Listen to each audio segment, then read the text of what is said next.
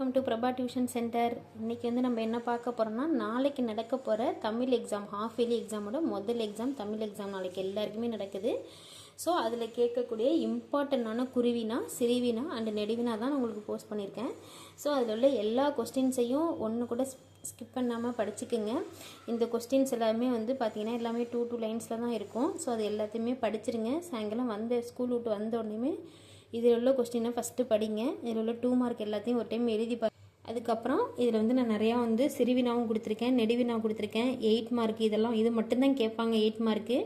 இந்த question answer வந்து உங்களுக்கு ஹாஃப் இயர்லி மட்டும் கிடையாது, வரப்போகிற போர்டு எக்ஸாமுக்கும் நீங்கள் இதையே நல்லா படிச்சுக்கோங்க.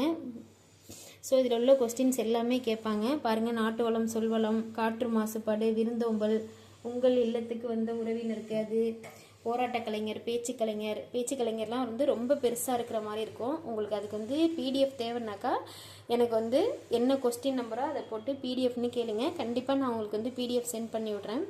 புயலிலே ஒரு தோணி, அன்னபையெல்லாம் வந்து ரிப்பீட்டட் கொஸ்டின்ஸு. கற்கை நின்றே, அது பாய்ச்சல் கதை.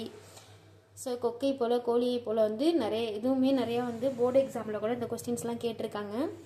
அதுக்கப்புறம் கட்டுரையிலேருந்து சான்றோர் எழுத்த தமிழ், கல்பனா சாவ்லா, கலை திருவிழா, மரம், இயற்கையின் வரம், உணவு விடுதி, சாலை வசதி, அதுக்கப்புறம் புக் பேக்கில் இருக்கக்கூடிய கலை சொல், இலக்கண குறிப்பு, பகுபத குறிப்பு இலக்கணம் எல்லாத்தையுமே படிச்சுக்கோங்க ஸ்டூடெண்ட்ஸ். மறந்துடாமல் கண்டிப்பாக வந்து மனப்பாட பாட்டு எல்லாத்தையுமே படிச்சுக்கோங்க. நீங்களும் வந்து லாஸ்ட் இயர் போர்டு எக்ஸாமோட கொஸ்டின் பேப்பர் இருந்துச்சுனாக்கா நான் அதையும் உங்களுக்கு ஷார்ட்ஸில் போட்டு விட்றேன். அதையும் வேணால் பாருங்கள். மேபி அதுலேருந்து கூட கேட்குறதுக்கு சான்சஸ் நிறையா இருக்குது. ஸோ எல்லாத்தையுமே படிச்சுக்கோங்க. இது எல்லாமே இம்பார்ட்டன்ட் கொஸ்டின்ஸ் தான். நான் வந்து நிறைய உங்களுக்கு வளவலன்னு கொடுக்கலன்னு நினைக்கிறேன்.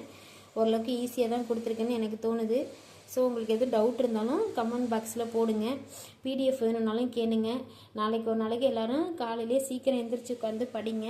நாளைக்கு வந்து நம்ம எழுத போகிற தமிழ் எக்ஸாம் வந்து நல்லா எழுதணும். எல்லாருமே அடிக்கல் திருத்தல் இல்லாமல் எழுதுங்க. எல்லா கொஸ்டினையும் அட்டன் பண்ணுங்கள். டைமிங் கரெக்டாக ஃபாலோ பண்ணுங்கள். ஏன்னா இது வரைக்கும் நீங்கள் எழுதுனதெல்லாம் பார்த்தீங்கன்னாக்கா பாதி போர்ஷன் அப்படி தான் எழுதியிருப்பீங்க. பாதி புக் எழுதியிருப்பீங்க. ஃபுல் போர்ஷன் இது வரைக்கும் எழுதியிருக்க மாட்டீங்க பெருசாக. இதுதான் நீங்கள் எழுத போகிற ஃபுல் போர்ஷனு. இதே மாடல் தான் அப்படியே உங்களுக்கு போர்டு எக்ஸாம்லேயும் கேட்பாங்க. ஏன்னா நீங்கள் ஃபஸ்ட் டைம் போர்டு எக்ஸாம் எழுத போகிறீங்க. அதனால தான் உங்களுக்கு சொல்கிறேன். ஸோ எல்லாத்தையுமே நல்லா பண்ணுங்கள். உங்களுக்கு எந்த டவுட் இருந்தாலும் கமெண்ட் பாக்ஸில் போடுங்க. நான் கண்டிப்பாக உங்களுக்கு என்ன ஹெல்ப் பண்ணாலும் பண்ணுறேன் ஸ்டூடெண்ட்ஸ். பாய். தேங்க்யூ. பாய்.